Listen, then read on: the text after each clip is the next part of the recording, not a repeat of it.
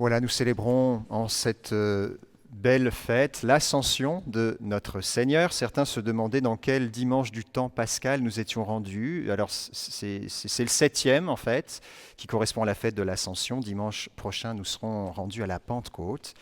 Et puis certains m'ont fait réévaluer mes calculs du temps de confinement. Effectivement, nous sommes le 11e dimanche du temps de confinement. J'en avais loupé 2, tellement c'est long, on ne sait plus où on est rendu. Alors, la météo nous aide un petit peu depuis cette semaine à goûter à différentes activités qu'on a reprises progressivement à la paroisse. Certains ont pu goûter à la confession sur le gazon. Puis hier, on a fait l'expérience de l'adoration sur le gazon. Donc vous allez pouvoir progressivement goûter à cette présence du Seigneur à travers ces petites opportunités que nous donne la météo de faire des choses en extérieur. Ben oui, goûter, se revoir, goûter à la présence de Dieu dans son Saint-Sacrement, autant en tout cas que les normes de la santé publique nous permettent de le vivre.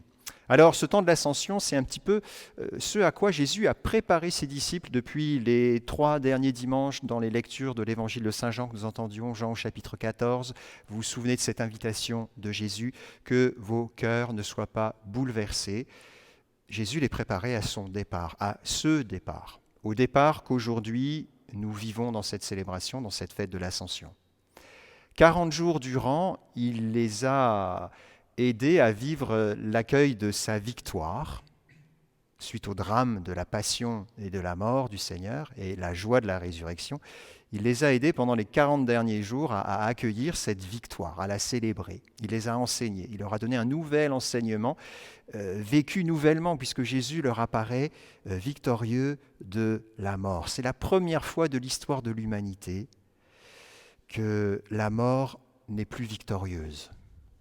Et pendant 40 jours, Jésus va enseigner ses disciples à accueillir cette victoire. La mort est vaincue. En Jésus, la mort n'a plus de pouvoir sur l'homme. Alors il a fallu tout ce temps pour aider les disciples à accueillir cette bonne nouvelle. Et aujourd'hui, bien, c'est le moment où il les quitte pour un autre départ, pour un nouveau départ. La fête de l'Ascension, dans le terme ascension, vous savez, Père Martin serait là pour prêcher, qui nous parlerait de l'ascenseur. Je vais m'inspirer de son idée de l'ascenseur, mais c'est la même idée. L'ascension, c'est l'idée qu'il y a une dynamique.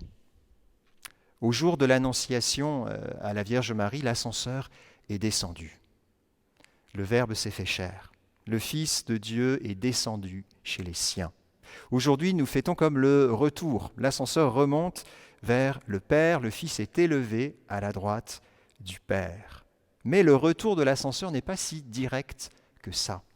Et au temps de Pâques, c'est ce que nous avons vécu. Il y a eu ce temps où l'ascenseur n'est pas seulement resté au rez-de-chaussée, il est descendu.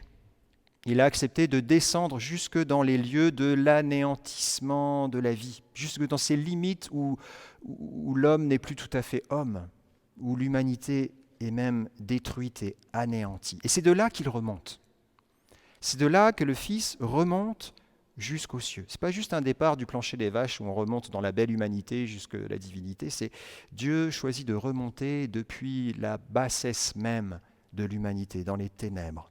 Et la lettre aux Éphésiens que nous venons d'entendre le manifeste, il y a une puissance de Dieu. Saint Paul dit c'est l'énergie, la force, la vigueur que le Père a mis en œuvre dans le Christ quand il l'a ressuscité d'entre les morts et l'a fait asseoir à sa droite dans les cieux. Il y a une énergie de Dieu, une puissance de Dieu, une force divine qui relève, qui tire de la mort et élève vers les cieux.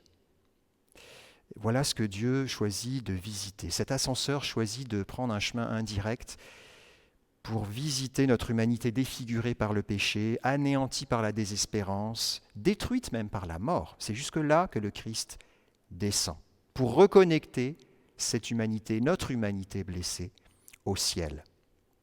Et la bonne nouvelle pour nous, c'est que Jésus, arrivé en haut, nous renvoie l'ascenseur. Cet ascenseur fait de nombreux allers-retours en fait. Il nous renvoie l'ascenseur, étant sorti de l'ascenseur, il pèse sur le bouton rez-de-chaussée, et c'est ce qu'on va vivre à la Pentecôte. Le don de Dieu nous est offert du haut des cieux, le don même de Dieu, la présence même de Dieu dans nos cœurs par l'Esprit Saint nous est donnée. L'ascenseur nous est renvoyé par le don du Saint-Esprit. Alors se pose pour nous cette question, il nous reste maintenant 8 jours à nous préparer à ce don. Allons-nous recevoir ce don? Allons-nous accueillir ce don? J'ai personnellement des expériences toujours compliquées et frustrantes avec les ascenseurs, un peu le même genre d'expérience que je vis souvent lorsqu'il s'agit de faire la file à la caisse de l'épicerie. L'ascenseur, c'est un moyen que j'utilise pas très souvent parce que j'ai toujours des surprises dans l'ascenseur. Je pèse sur le bouton monter pour aller au 3e étage et puis rentrer dans l'ascenseur, je ne suis pas tout seul, il y a d'autres passagers avec moi et l'ascenseur descend. Puis il descend d'un niveau, puis des fois il descend de 2 niveaux. Et puis évidemment, ça remonte, je repèse sur mon bouton monter et je reviens au niveau rez-de-chaussée. Puis là, il y a d'autres passagers qui rentrent. Puis là, je me dis, j'aurais mieux fait de prendre l'escalier. Eh bien, c'est malheureusement ce qui nous est encouragé, dans un sens de faire pour une bonne santé physique, de bouger, de me rendre les escaliers, mais au niveau spirituel, c'est pas une très bonne manière de vivre les choses. Il est bon d'accepter de nous mettre et de nous laisser mettre en mouvement. Parfois, nous voulons prendre l'escalier par peur de perdre le contrôle. Tellement plus facile d'aller directement au but, plutôt qu'un ascenseur fou qui fait des montées et des descentes inutiles, du moins pour moi. Eh bien, c'est notre difficulté parfois dans la vie chrétienne.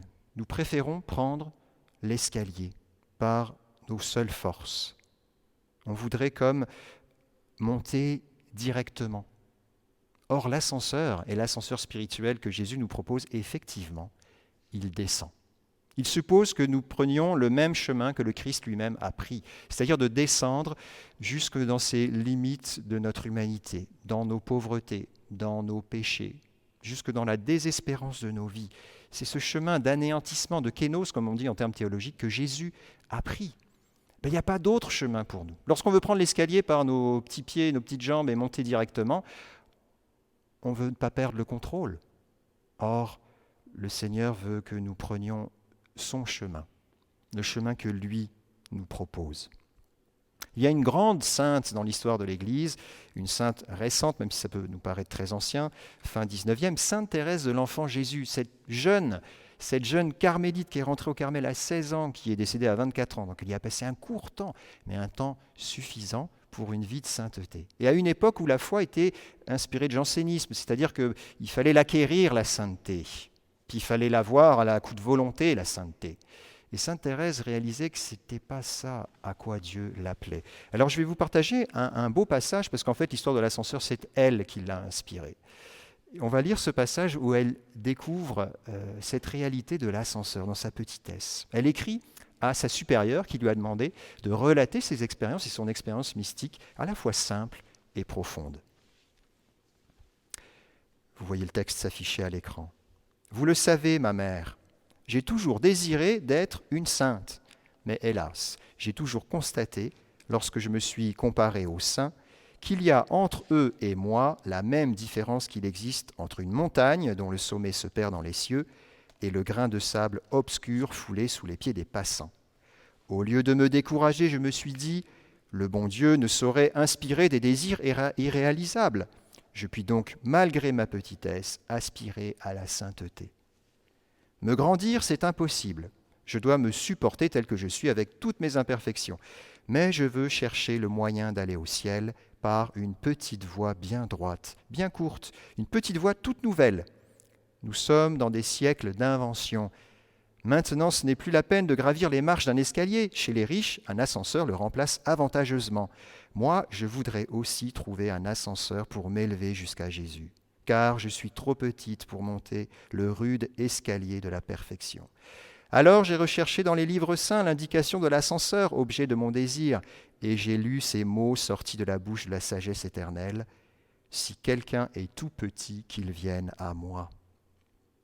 Alors je suis venu, devinant que j'avais trouvé ce que je cherchais et voulant savoir, ô mon Dieu, ce que vous feriez au tout petit qui répondrait à votre appel. J'ai continué mes recherches et voici ce que j'ai trouvé. Comme une mère caresse son enfant, ainsi je vous consolerai, je vous porterai sur mon sein et je vous bercerai sur mes genoux. Ah, jamais paroles plus tendres, plus mélodieuses ne sont venues réjouir mon âme. L'ascenseur qui doit m'élever jusqu'au ciel, ce sont vos bras, ô Jésus. Pour cela, je n'ai pas besoin de grandir, au contraire, il faut que je reste petite, que je le devienne de plus en plus. Ô mon Dieu, vous avez dépassé mon attente et moi, je veux chanter vos miséricordes. Voilà ce beau texte, cette belle lettre que sainte Thérèse de l'Enfant Jésus partage à sa mère, à sa supérieure de maison, et lui offre son expérience de simplicité. L'ascenseur qui doit m'élever jusqu'au ciel, ce sont vos bras, ô Jésus. Sainte Thérèse découvre que le chemin qu'elle doit prendre, c'est le chemin de la petitesse et d'accepter qu'elle ne peut monter l'escalier par ses seules forces. Le rude escalier de la perfection, elle n'y parvient pas. Alors nous voulons, comme Thérèse, rester petits et recevoir ce retour d'ascenseur. Et cette semaine, à 8 jours de la Pentecôte, maintenant, je voudrais nous inviter à accueillir ce don de Dieu qui va nous être fait. Cette semaine, c'est l'opportunité de nous préparer à accueillir ce don de Dieu. Alors, on peut cette semaine venir peut-être se confesser. On va ouvrir de nouvelles plages horaires de confession. Vous pouvez prendre rendez-vous à partir de lundi, à partir du site internet directement. Vous pouvez aussi venir prendre un temps d'adoration, peut-être 30 minutes dans la semaine, pour recevoir. Il est bon parfois d'être passif, de se poser devant le Seigneur et recevoir. Et pareil, vous trouverez des horaires planifiés sur le site internet, c'est déjà en ligne dès maintenant. Et puis, samedi soir prochain, on va vivre un temps d'effusion de l'Esprit. Peut-être c'est l'opportunité avec notre petit groupe avec lequel on vit ce temps de confinement depuis le carême déjà, de vivre ensemble ce temps d'effusion de l'Esprit. Il y aura un rendez-vous à 20h qui sera un rendez-vous en ligne, évidemment, mais avec les nouvelles normes de la santé publique, rien ne vous empêche de vous retrouver en petit groupe avec les distances prévues et de prier les uns pour les autres avec nous en ligne d'ici de la paroisse. On vous donnera toutes les informations dans la semaine. Préparons-nous à recevoir ce que Dieu veut nous donner. Et on va conclure très simplement en chantant cette belle hymne à l'Esprit Saint, cet hymne traditionnel du Viens Esprit Créateur.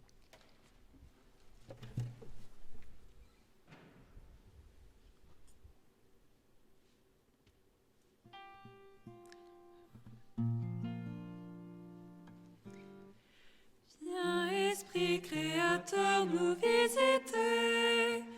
Viens éclairer l'âme de tes fils, remplis nos cœurs de grâce et de lumière. Toi qui créas toutes choses avec amour, toi le don l'envoyé du Dieu très haut, tu t'es fait pour nous le défenseur.